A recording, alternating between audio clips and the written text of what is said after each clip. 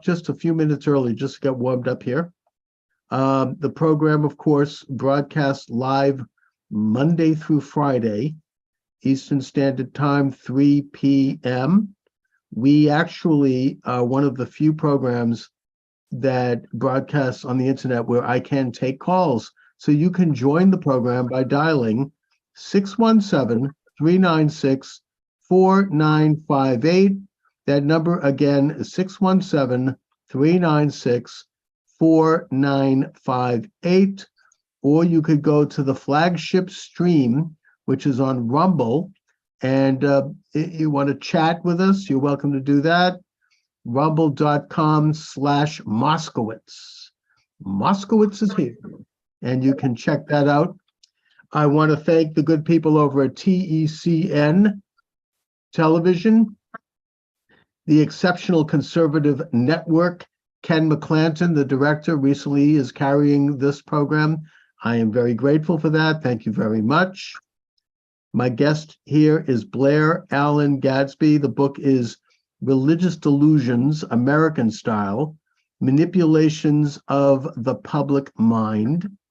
Blair Allen Gadsby is a graduate of the University of Toronto's Center for Religious Studies, currently adjunct faculty of religious studies at Maricopa County Community College in Arizona, where he teaches world religions, among other courses. Okay, Blair, thank you for joining me this afternoon. I really appreciate it. Pleasure to be with you, Charles. So, Blair, your book here gets into, I think you said 6 or 8 scenarios where events developed and were blamed on religion when in fact they tended to be more of an insider job conducted by what President Trump called the deep state, C. Wright Mills, the sociologist, called the power elite. It's gone by different names. Eisenhower made reference to the military-industrial complex. Steve Bannon made reference to the administrative state. Whatever you want to call it, they're the rulers of the world, and they are the behind-the-scenes manipulators of everything that happens. Your contention being that in these cases, they were behind the scenes, and they were shifting the blame on religion. I know this is all a big part of what anti-Semitism is about. I'm writing a book right now about Judaism, and I'm uncovering that. But let's go to your book, and I want to start with your chapter on Jonestown. Sure. Well, what the evidence really points to with Jonestown is that it was a kind of one of the tentacle programs or the legacy program. It was still underway, in fact, though winding down. The MK Ultra mind control that the CIA was deeply involved in the, I guess, the late 50s, 60s, and into the 1970s. Remember, Jonestown took place in late 1978. And on its face, it's somewhat absurd. The idea of a mass suicide, as if 900 people would all commit suicide, kind of with the waving of a wand of one deranged religious leader. And not to mention 230 of those people were children. Children don't commit mass suicide. Right. So the story was just badly distorted, and it really interjected into the public mind the notion of the cult, the religious cult, and the dangers of religion. The reader who would be most interested in this book would be the religious. This book is a defense of our traditional religious belief. I mean, I'm a man of faith myself. I'm no atheist. And the idea that religion would be besmirched like this or used like this in order to put forth some narrative or some particular cover up some particular bad action. In the case of Jonestown, starting there, yes, Jim Jones kind of has a conventional upbringing. He's associated with some mainstream churches, Church of Christ. I think he was with the Methodists for some time, but he had a good legitimate cover, and that kind of gave him an audience. He also developed nursing homes. When you dig into what he was all about, he was really a bad actor. He was no David Koresh. Another chapter is on what happened in Waco, and those two events are worlds apart. Right. But Jim Jones was really a bad actor. There's some connections to him and a fellow named Moscone, a guy who was down training mercenaries down in South America. So, I mean, he comes from, as you were saying earlier, this deep state, this shadow government, this fifth column, whatever it is that's embedded in the government, who pulls these stunts. They ultimately took these folks, largely a black population too. There really was a racist element to Jonestown. Indeed. 75 to 80% of the people were black and women. Indeed. And children. And children. It appears, Charles, that to kind of the end game, putting the end game first here, that what it was all about up front here was that it appears as though it was a legacy program. It might even have its roots going back to Joseph Mengele, who we know as the angel of death and did all kinds of ungodly experiments on people back when he was working for the Nazis. But he would flee and go to South America. And now this is unprovable. You can't demonstrate this factually, but Jim Jones did make trips to South America right around the time. It would have been Belo Horizonte in Brazil, around the time Joseph Mengele was known to be in the area. And one postulate is that Jones got this program, this project from Mengele, whereby it was to try to snap the bond of a mother and a child. I guess as the final white night, as they were called, suicide drills, they rehearsed these. Again, that would have been something of a cover-up or some laying the groundwork, I guess, for what would ultimately happen. Because afterwards you could say, well, these folks, they prepared for this mass suicide. They did these white nights before. But, in religious rhetoric, I mean, the idea of dying to yourself and living to Christ it's not taken to be much other than that. It's just symbolism. But in the case, and it's not a call for suicide. It's not. It's a call for life, actually. Precisely. But the program of Jonestown, it appears, because it was targeting largely women. And on the final night when it was unfolding, this is how it went down. They called the women who had children up first to take their poison. And by the way, most people fled. Only 180 people were dead on the morning. On the morning of November the 19th, 1978, there were a total of 180 bodies outside the compound. It took a full week for that body count to climb to 900. Most people were chased down most people fled and were chased down into the jungle and dragged back to the compound and murdered. Right, I heard that. I've heard that there was most of the people were actually shot, and that it seems like what triggered the whole event was the arrival of Congressman Ryan from San Francisco. He had gotten a couple of letters from his constituents saying, we're down here in Jonestown and we're in trouble. This is very bad. We're going to be killed. Please investigate. So Ryan got on a helicopter with a bunch of other people and he flew down there. And he went in, and then they tried to kind of cover things up and make it look like a Potemkin village, but people were like tapping him on the shoulder and saying, help, help, help. And he started to see some weird things. So he went back to his helicopter. He was going to report on it when they sent basically a bunch of gunmen out where they shot him dead. I mean, along with several other people were shot, many of whom survived. And that triggered the suicide. That was because then they'd been exposed. Then it was going to become international news, and they launched the massive suicide, which turned into, as you say, I don't think there's any question, a mass murder. It was a mass murder. Most people fled. Over 700. There may have been as many as 1,200 people in the compound on that day. Ultimately, 920 odd are found dead. But again, it takes a week for that body count to rise, to climb. And so the people who would have died initially were, women with children who couldn't flee into the jungle, who couldn't make an escape. Furthermore, there were gunmen ringing the compound. So it's kind of like accusing the Jews of being suicidal because they got on the trains and they went into Auschwitz. Right. What choice do you have when you're at the butt of a gun or a crossbow in some cases? And then there were any number of elderly people on the compound too, who simply couldn't flee. And those people were badly pharmaceutically abused.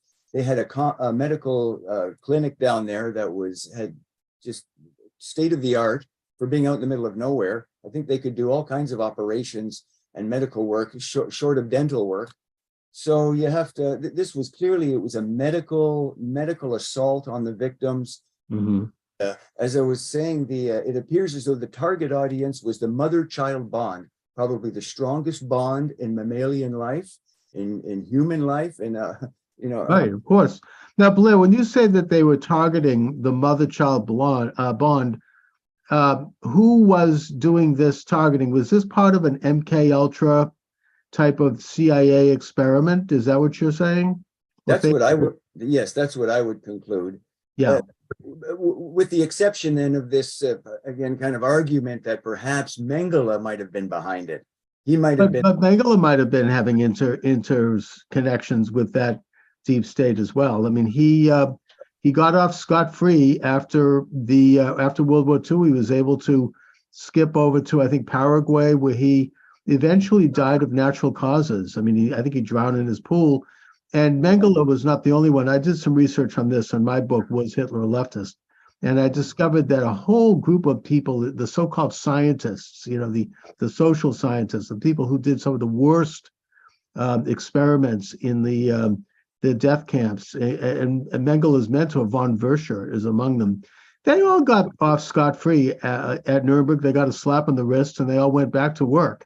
So, this is kind of like an international, informal cartel of psychologists, social scientists, doctors, who all give each other a pass. I mean, I think a modern exemplar of that is Anthony Fauci, but that's another subject. All right, so going back to Jonestown, Right. You have this social experiment where they're trying to see, see what the bond is between mother and child, and whether a mother would murder their children at the command of this hypnotic agent, and under extreme conditions of probably hypnosis and drug influence.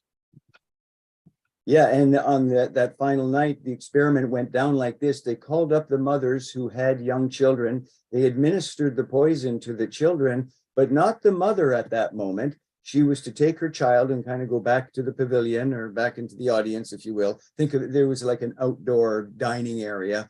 And then when the mother's child was dead, then she was to come up and take her poison. So that's the evidence for, and I guess this was all well documented, and these documents were captured and brought into the bowels of the CIA, really never to be seen again. Right. But there was so much documentation of what actually happened in Jonestown. Those people were fine.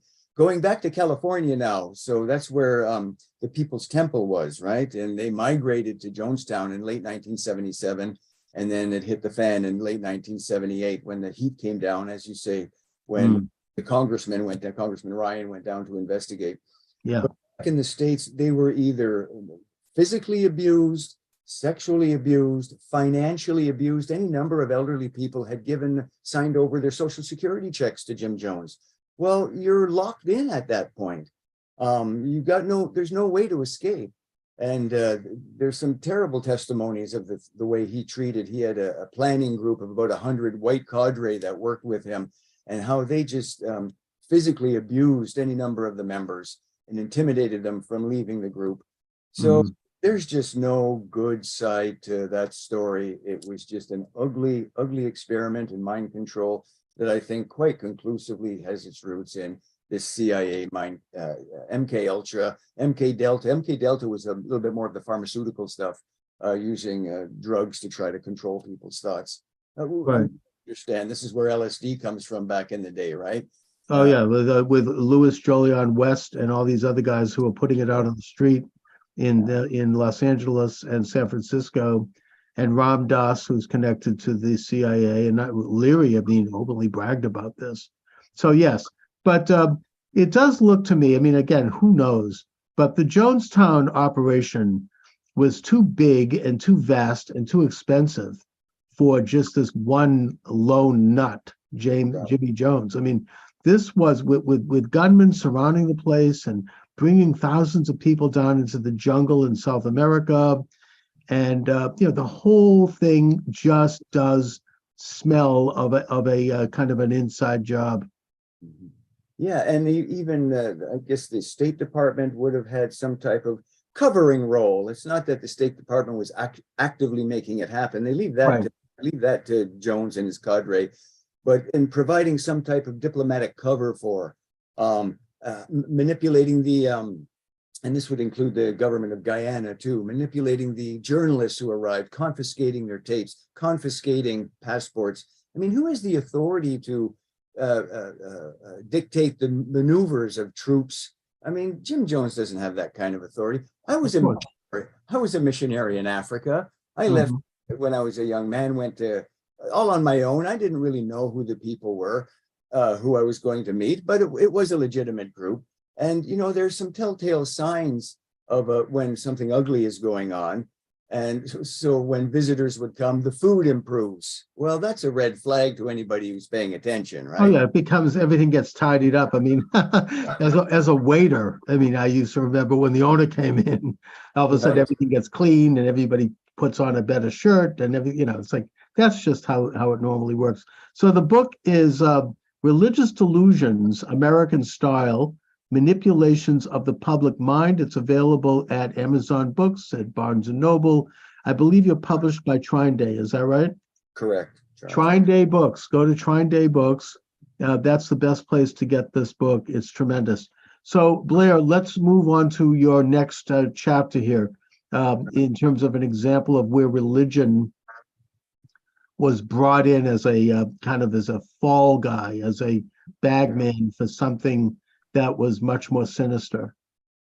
Well, we just talked about Jonestown. That was chapter 6. Let's just progress through to the end of the book. There's 8 chapters, 8 topical situations. The next one is the Waco Branch Davidian situation. Okay. We're often told again that they were suicidal. That now this is not to make David Koresh a good guy, but he was not the demon that the media made him out to be. They accused him of stockpiling weapons and child molestation.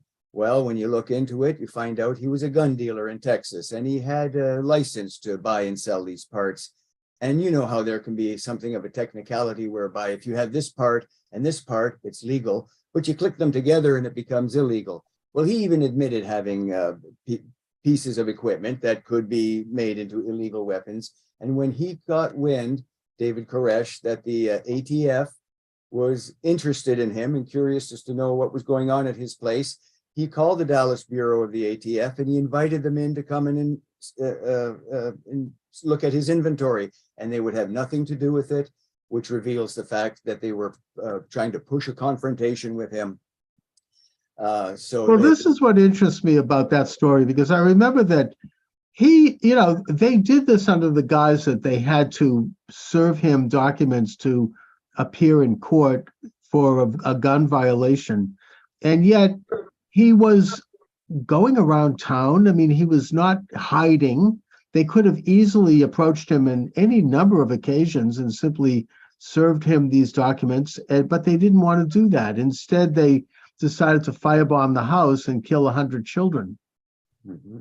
Yeah, and in the congressional testimony, this is very bipartisan, Charles. You can see both Orrin Hatch, a Republican, and Joe Biden, a Democrat. Both of those guys go into full-on lying, saying that those Davidians were suicidal, that they started the fire. Mm-hmm.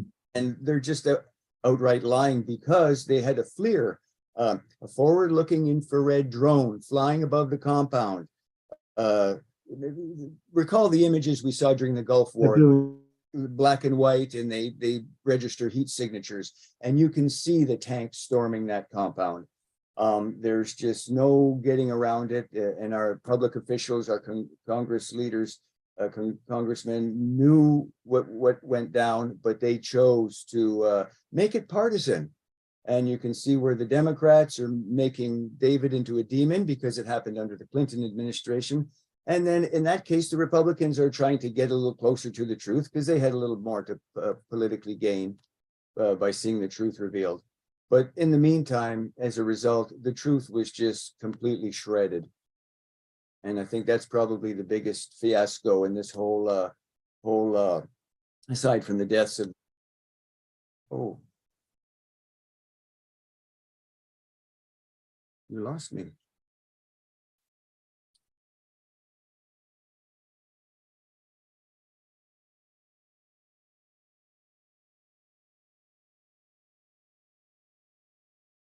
How do I get back to him?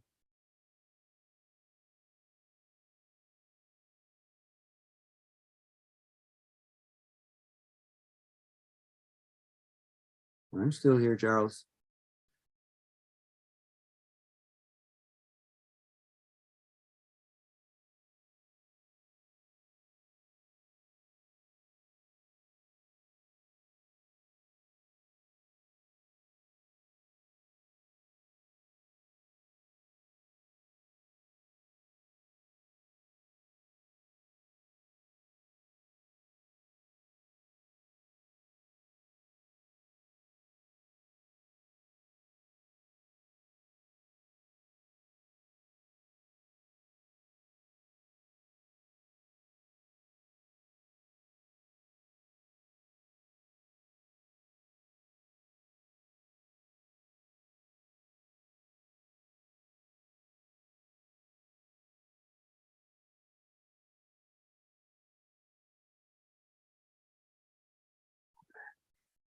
All right, Blair, I'm having a little technical problem. It makes me very suspicious. Okay. You know, my Yeah, parent mind, I don't know, but here we are. here So, we're back. so please continue. We're talking about what happened with Waco. Right. So I think to see the truth get shredded in Congress was one, aside from the deaths of those poor people, like a total of 82 people died in that fiasco. Seeing the truth just get shredded between the Democrats and the Republicans, it really was a bipartisan effort to mincemeat of the truth in order for each side to make some type of political gain. But another element of the Waco disaster was the accusations of David Koresh being a child molester. And we said, watch out when they start accusing people of these things. Sometimes these are ruses. Stockpiling weapons and child molestation were the two weapons used against Koresh. They interview, and this chapter on Waco, there's one documentary called The Waco, The Rules of Engagement. And much like in the following chapter on 9/11, you can watch one documentary and that will clear up the kind of the baloney that we've been told. So Waco Rules of Engagement, I think, came out in 1997, where they show the FLIR overhead and they interview the local sheriff, for whom, well, for one thing, what jurisdiction does the ATF have over child molestation? Well, it doesn't. There was no legal reason for the ATF to be investigating that.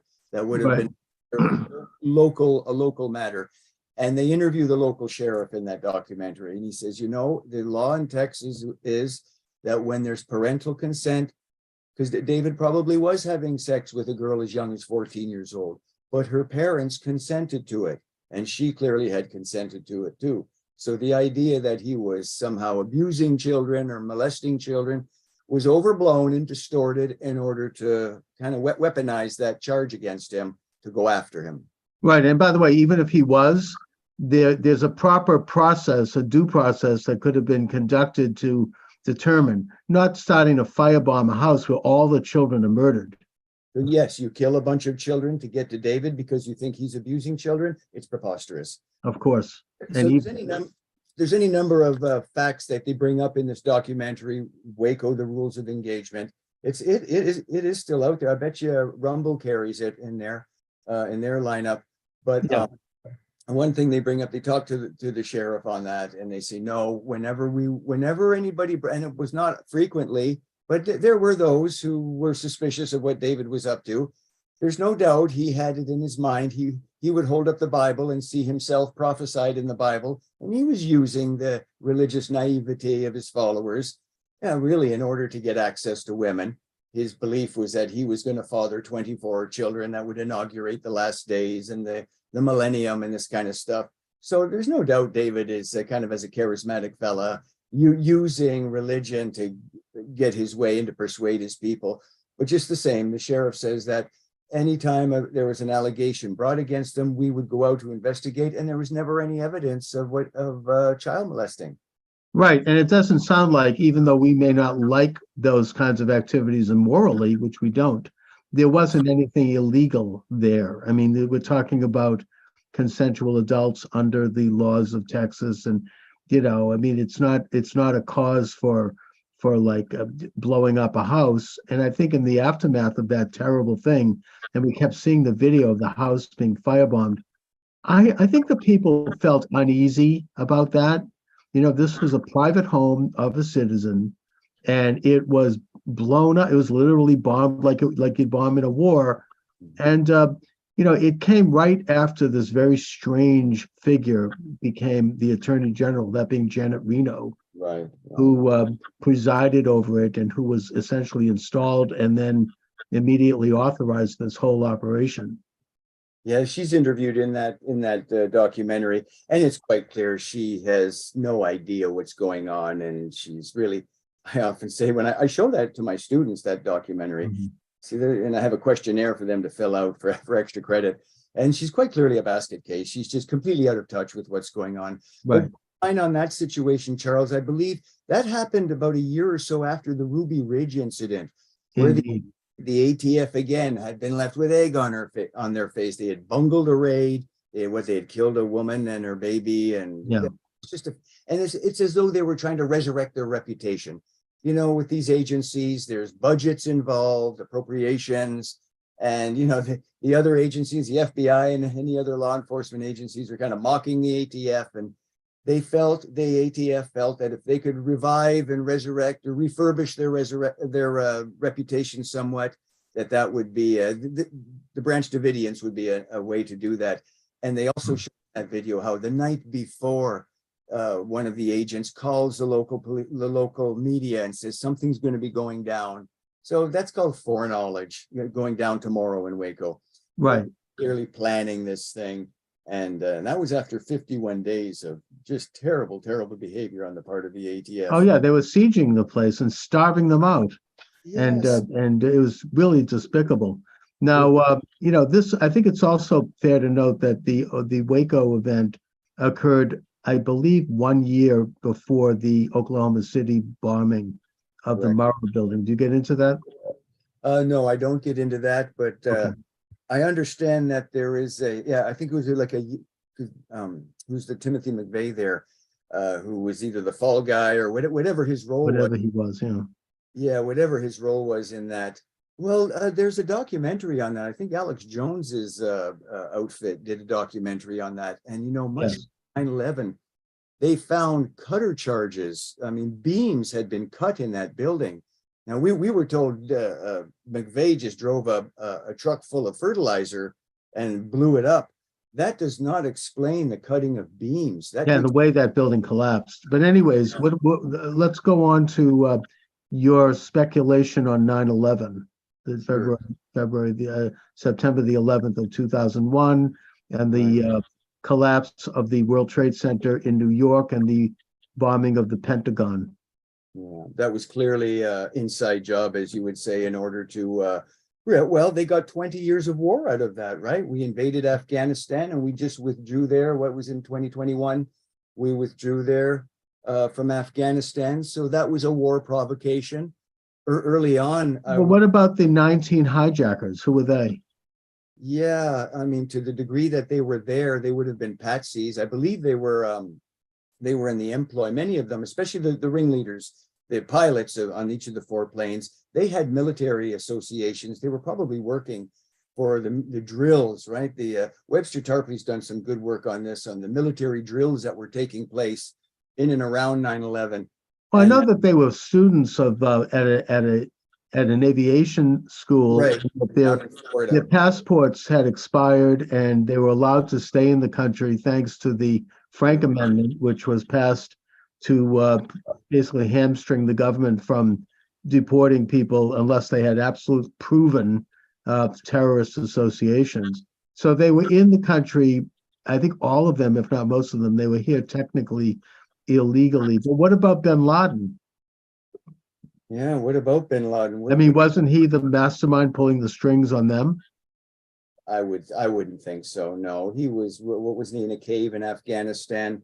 I mean, clearly he was the patsy. He was the face of this. So he existed and everything. I mean, well, he took credit for, I mean, a couple of years before it, he was interviewed by this reporter, I think his name was Miller from CBS.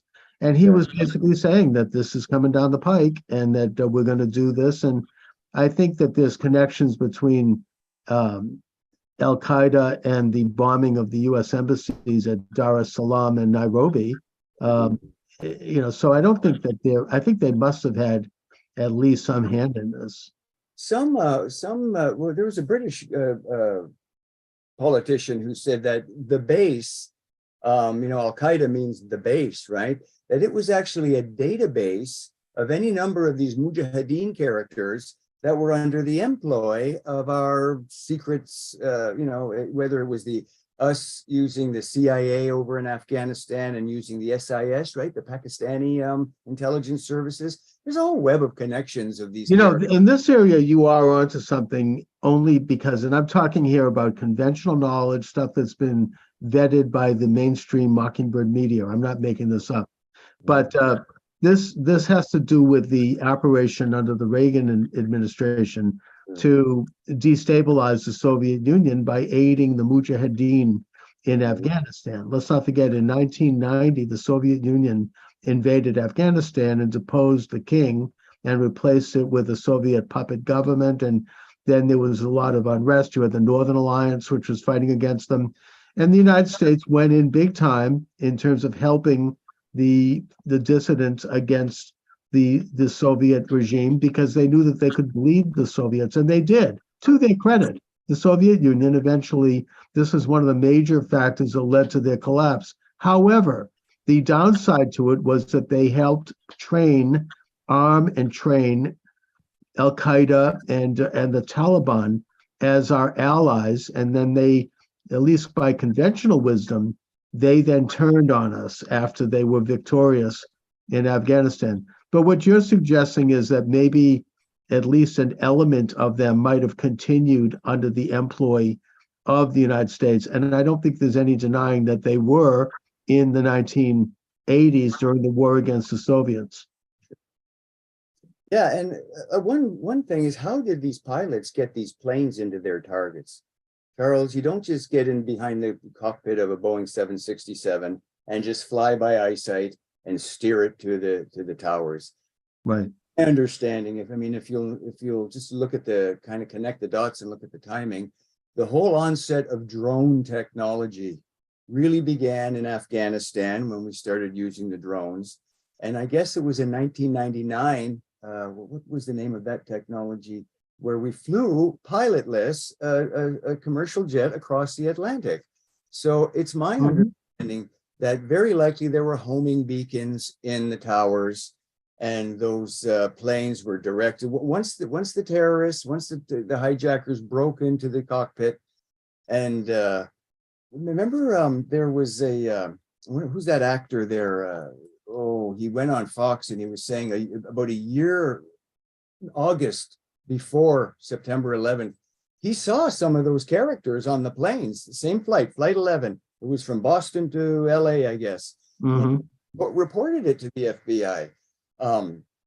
Right, and those guys were able to just get on those planes here in Boston, just using, and all they had on them was paper cutters. And it's just, there is something about it that seems awfully sanitized. And also the idea that these planes could somehow hit those buildings, and that, which I think they did, but that would lead to a complete collapse of those buildings.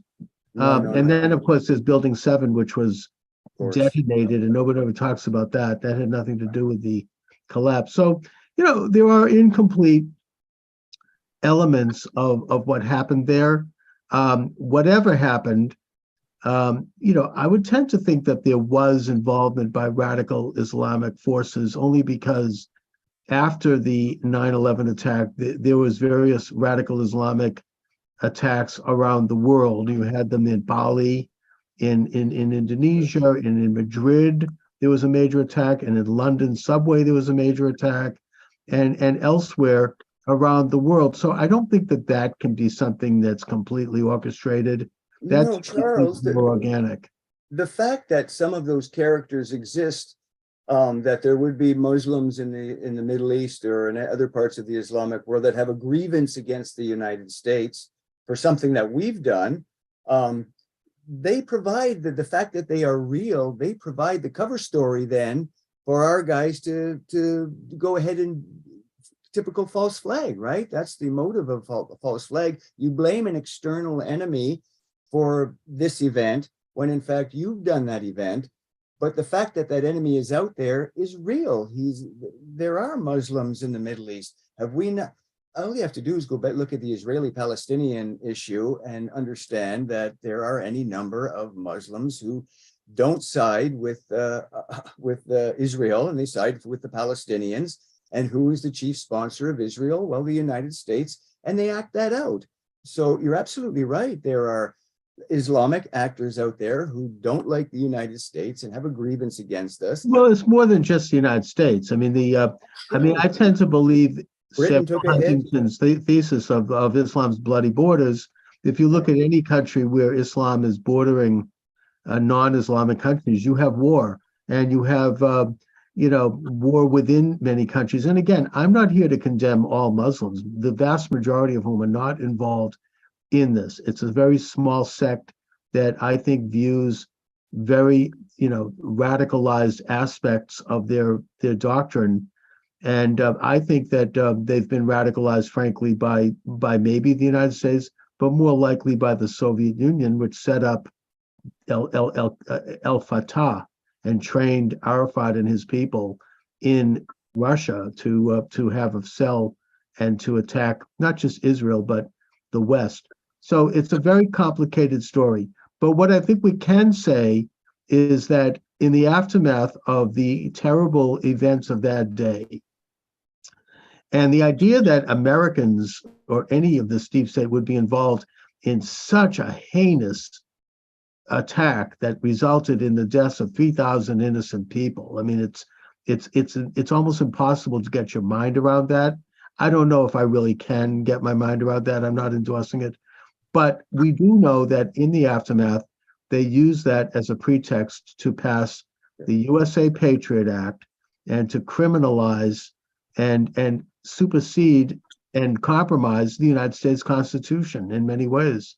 So these are very painful realities of the deep state, as you put it. And I'm afraid there's just no getting around the fact. I put it as simplistically as this: you can't use two planes and take three buildings straight down. It's just a physical impossibility. So it doesn't seem plausible to me either. I generally have avoided getting into this, but here we are. And also the Pentagon, that's a strange one, because I think at the same time the Pentagon was under criticism for having lost, what was it, like $500 billion or something like that. And the part of the Pentagon that was bombed was the part that kept all those records. So, there are some very strange things going on there. And 3,000 architects and engineers have been willing to stick their necks out. Although, how much you want to say is another matter. Even me, I'm a professor at a university. I don't go there. I don't go to these places with publicly. You have to be careful. I generally have avoided the subject because it's a little bit too much on my plate, I'm in trouble enough, getting banned on YouTube. But the point is that, yes, I think there are some things that we can examine that are on the record that occurred in the aftermath. The USA Patriot Act, which was 1,000 pages, suddenly appeared out of nowhere as if it was just written. That goes back to the anti-terrorism legislation that was proposed after the Oklahoma City bombing, and that was rejected by Congress at the time, and that was championed by a young representative who had just been elected in the House by the name of Charles Schumer. Also, right here in Massachusetts, Congressman Barney Frank championed that legislation. I interviewed him on my show at the time. And what that did was it was under the guise of stopping, quote, domestic terrorists, homegrown American so-called terrorists, who could be held against their will, not face a trial, put in solitary confinement, not have a lawyer, not have the evidence read against them, and all these other laws that are typical of a radical communist or Nazi country and are completely unconstitutional, which is why it was rejected. I wonder if that didn't resurface in the USA Patriot Act, because that seems to be what's happened and what's going on right now with people who were on the lawn of the US Capitol on January 6th. Because they are quote unquote called insurrectionists, they're being held, I mean, 2 years later against their will. I mean, against their will for sure, but without due process, without consulting a lawyer. In some cases, they're being tortured. And there's no trial and there's no formal charges. So I wonder if that anti-terrorism legislation is what's enabling the government to do this kind of thing. Could very well be. I mean, there's the whole legal side of it, as you say. The geopolitical implications of these events are range far and wide. I would ask you too, after 9/11, remember the anthrax attacks? Right. Within a couple of weeks after 9/11, Was it Tom Brokaw and a few people that were getting these anthrax envelopes? There we go. And that anthrax, that had a fingerprint. I mean, that's something you can trace to its roots, and it came from Fort Detrick military lab. And remember, at first they fingered a guy named Steve Hatfield. He denied it he had anything to do with it. He worked in that lab. And then 8 years later, after enough time goes by that the public has forgotten about it, they give him $8 million. And then they finger another guy, Bruce Ivins, and within a week he's dead of a suicide, which his family said, and he was not suicidal. So either he was suicided or he saw in the cars they were going to come after him. But right, and Fort Detrick, by the way, was where they were doing gain of function research on viruses. And I think that even Obama banned that along with the bipartisan Congress in 2014 because it was seen as just too dangerous. And there was apparently real threat that something could escape from the lab at Fort Detrick, which is in Maryland. And so what happened is you had people like Anthony Fauci, apparently, and this is according to congressional questioning, and Collins from the NIH and several other doctors export this kind of research to the Wuhan lab in China, which is, of course, the enemy of the United States. I mean, this is a communist country. And to me, that's... But is it really? See, I believe the way these shadow elements work, our military was in that lab in Wuhan, the Chinese military were in that lab. I think this narrative of cowboys and Indians, good guys and bad guys, is meant for us to make go, they're commies or they're the enemy. And really, our bad guys are working in hand in glove with these other characters. So, right, talking about the Wuhan situation and this, what we've been through the last couple of years, 3 years now. I mean, I have a very difficult time seeing that as anything other than another inside job. They released this thing. And one thing that makes me convinced of that is why the suppression of alternative therapies. Right. I mean, no, look, I tend to agree with that. I mean, it's, I don't know if they all are completely in collusion with each other, because I think there's rivalries and there's wars within this international structure. That's actually what I think the world wars were about in a way, but we don't know that. But the point is that we do know is that the virus, however it came about, and I think that most doctors now admit, even the New York Times admits, that it was probably out of that lab in Wuhan. The way it was handled was very strange. There were so many lies around it. I mean, this was the exaggeration of the number of cases, the fear mongering, the banning of hydroxychloroquine and ivermectin and vitamin D3 and zinc. It was all done to get us in line for the vaccine. Oh, yeah. No, I believe that. And I think that it also was done to take Trump out, because Trump is one of those figures like JFK was, who didn't play ball with this establishment, who was, he actually thought that he was elected to be the president, not these usual figurehead types who were just sort of cutouts for other powers. And I think they determined that they would try to use this virus, however it happened, to take him out. In fact, this has been admitted by Deborah Burke. She's that weird doctor with all the scoffs in her book, where she says they slow walked data and they tried to drag their feet so they could continue to prolong the lockdowns as a way to hurt business and to hurt Trump. Can you imagine how despicable that is? I mean, it was a transfer of wealth.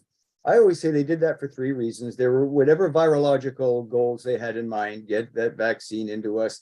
There was obviously the geopolitical implications, the bullying of other countries and getting them to coordinate their laws with ours. I watched that with Kenya, the country where I go do some research, and Kenya just took its marching orders from the United States.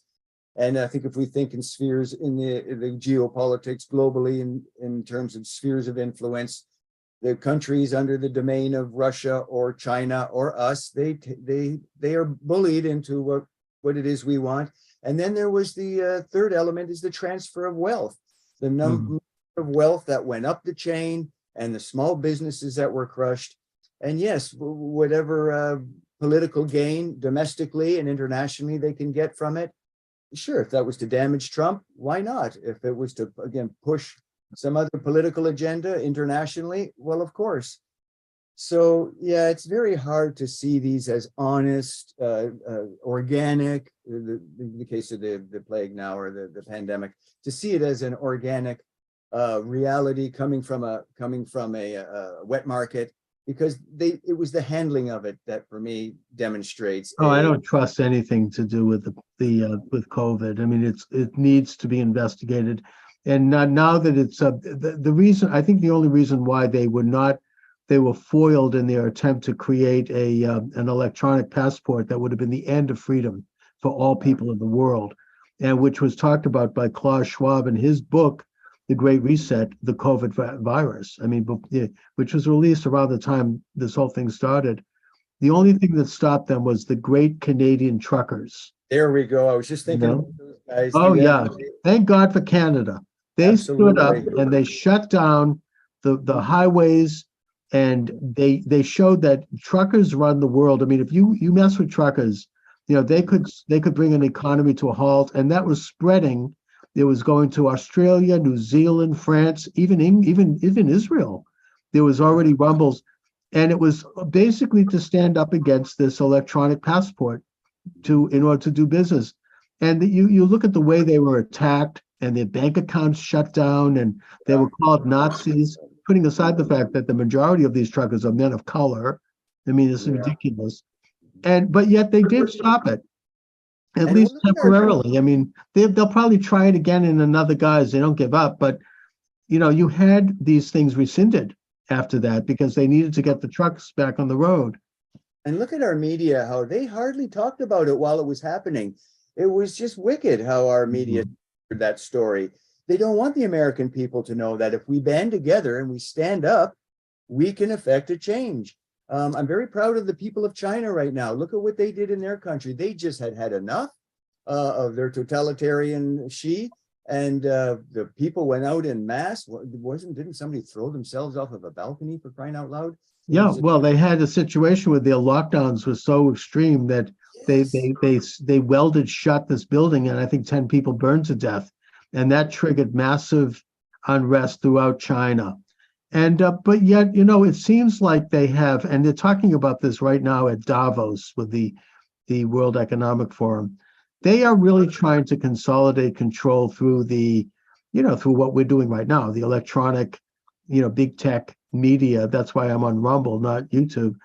And so far, Rumble's been good, knock on wood. But the thing is that they want to control the means of communication, as Karl Marx wrote in the Communist Manifesto, and is the definition of socialism.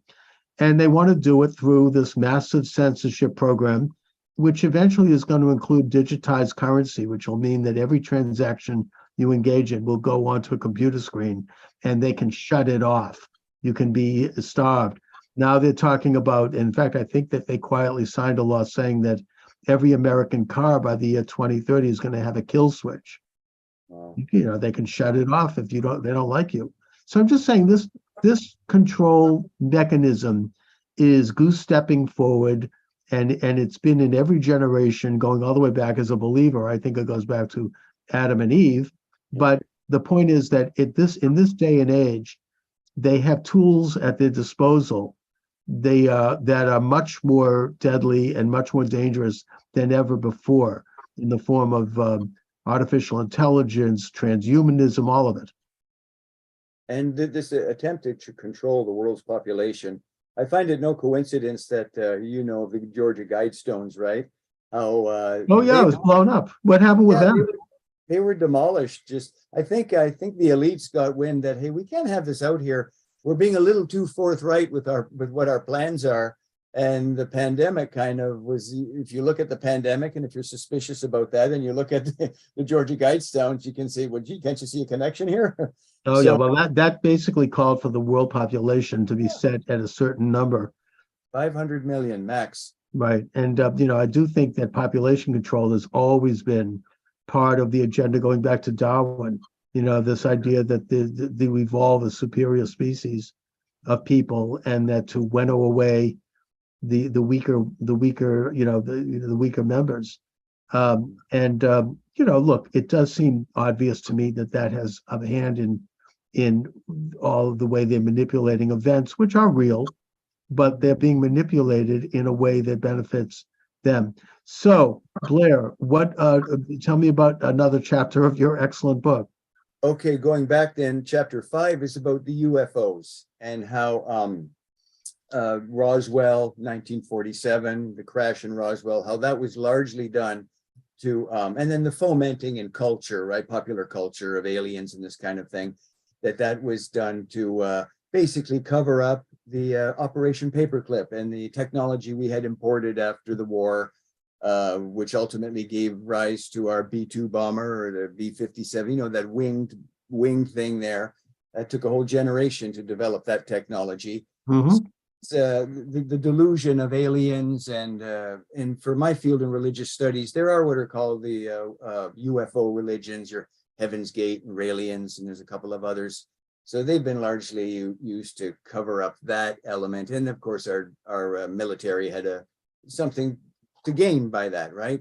People were seeing these experimental craft being flown in the skies of the United States. This would have been over the 50s and 60s. And ultimately they unveiled the B-2 bomber in the 1988, I think it came out, 87. So that's the delusion in that case. Chapter 4 centers more on Israel, the idea of the biblical return of the Jewish people to their home state, that's been used as a narrative to deny Palestinians their rights and to support, because Israel is our ally.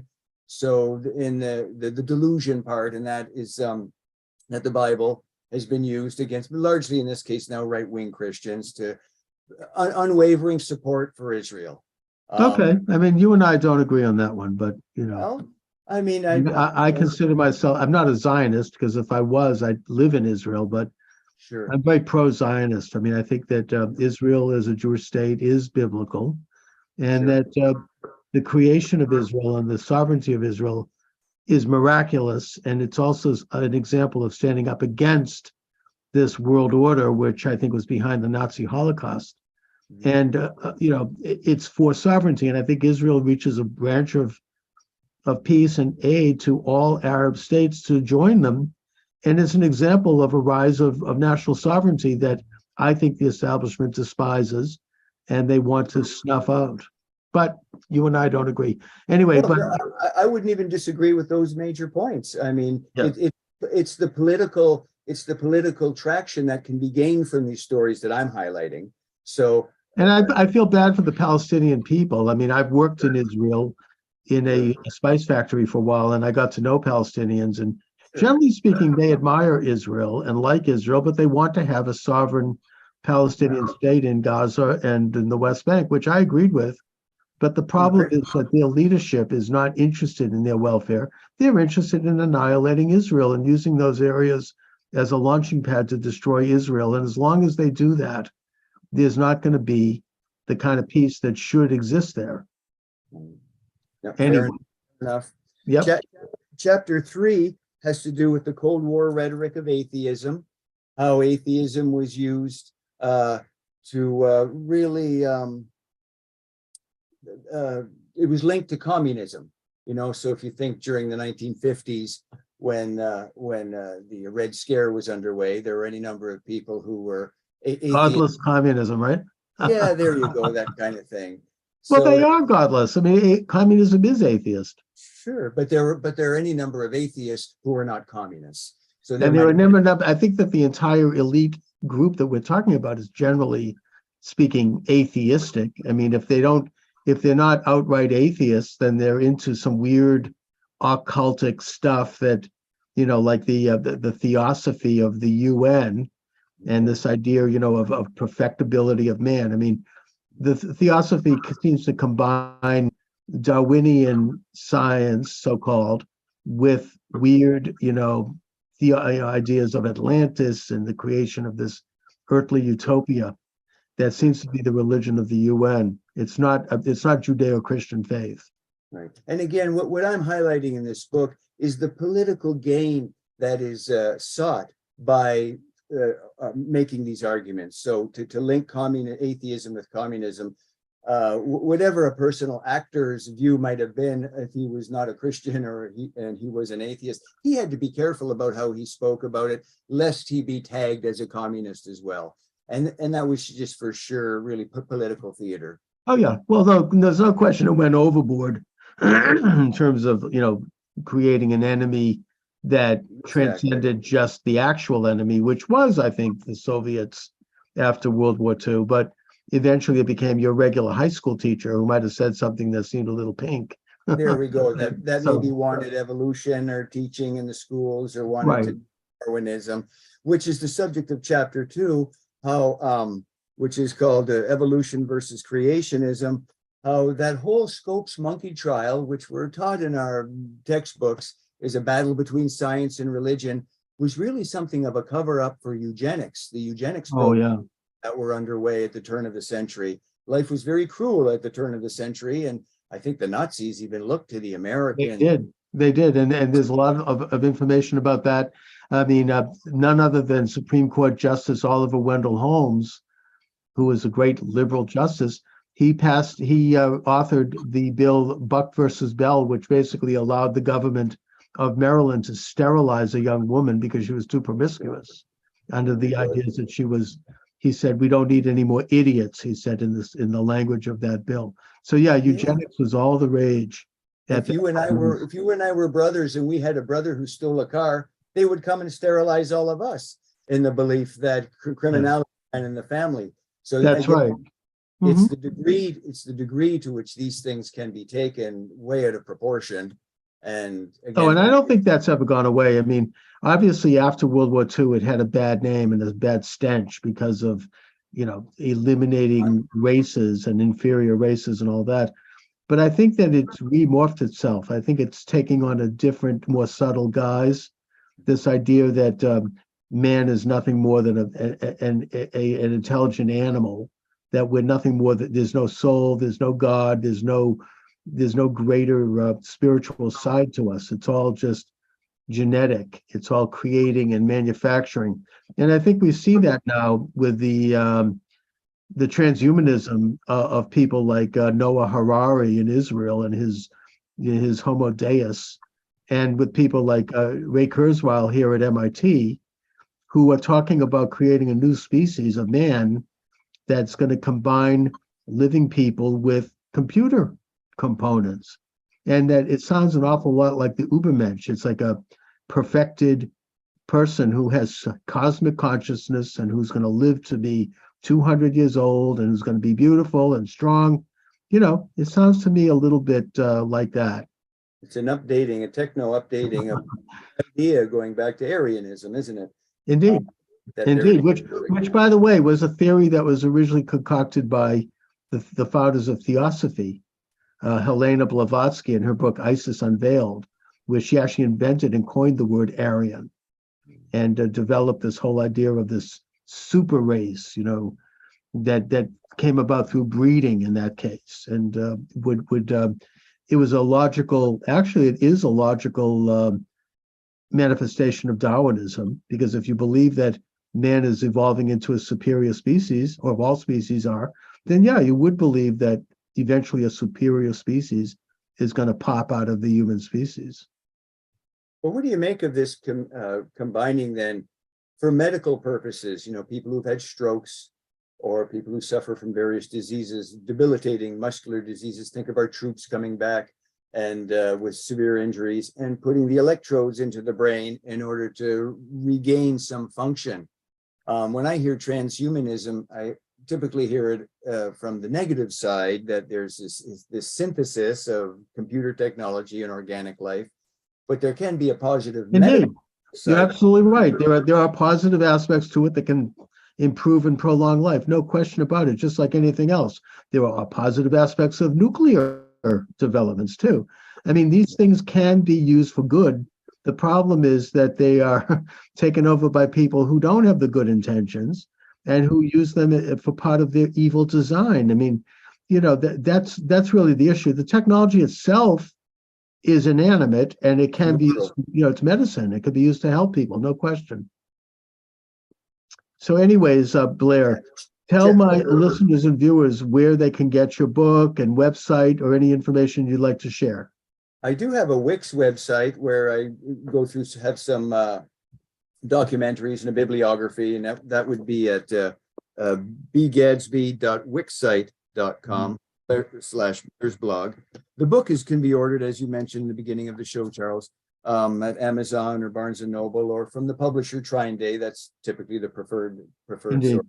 Yep. But yeah, and that's basically it. I'm mostly an academic. I bury my head in my studies, and as I said, I just got back from Africa. The big talk in Africa among my friends was Bill Gates had been there in the last couple of months pushing the GMO, and that's got them concerned, because fresh produce and growing your own papayas and mangoes and all kinds of things are just everywhere on the coast of Kenya is where I go, and now trying to shift it over to this GMO stuff, which ultimately, the way I understand it, leaves with sterilized seeds. So once they can control the access to seeds, and replenishing your organic food supply, or your food supply naturally, then they've got control of the food supply, and that has my Africa. Very bad.